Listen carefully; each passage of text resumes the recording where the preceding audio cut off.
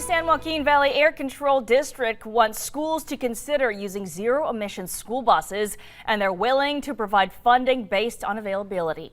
I spoke with one school district in Kern County earlier this month who's already going green and ready to be the next recipient of a clean energy grant that would provide funding to purchase a number of new electric buses.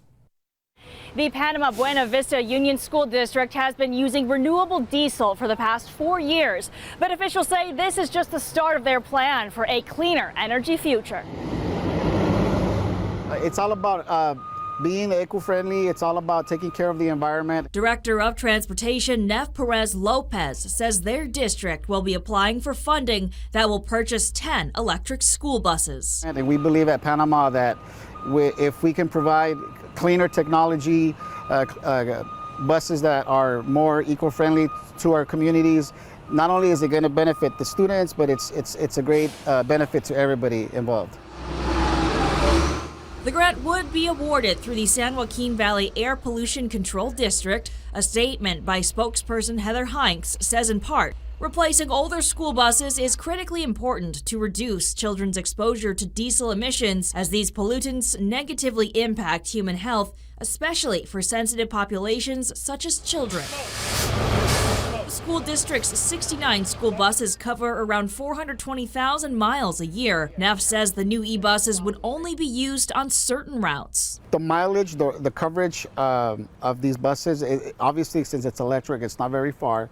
So we will have to, assign these electric buses to routes that are confined to a 130-mile radius, or make sure that they don't go over the 130-mile driving range. He says they may have to rethink some routes that are further out, but tells me it's doable for the district. Possibly not cutting routes, but maybe just changing them up, maybe doing some modifications, making some routes a little smaller for that particular bus. Fleet Supervisor George Halbrook says the district's decision to use renewable diesel has already cut carbon emissions by 24 to 33% and repair costs by 25%. Say we're less on wear and tear on the motors.